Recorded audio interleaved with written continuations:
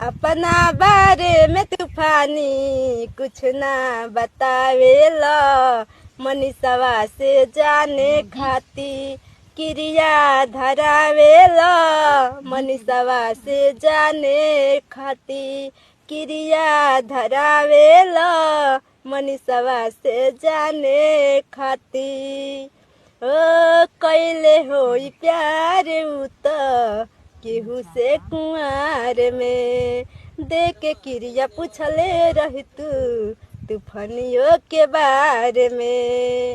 ओ अनिक से उपरल बपाला सुना ए रवि राजा, तूफानिया से पूछी कैसे होकरा से सभे डेराला, जिंदगी तू रबिया के कद नाम है, जिंदगी तू रबिया के कद नाम है।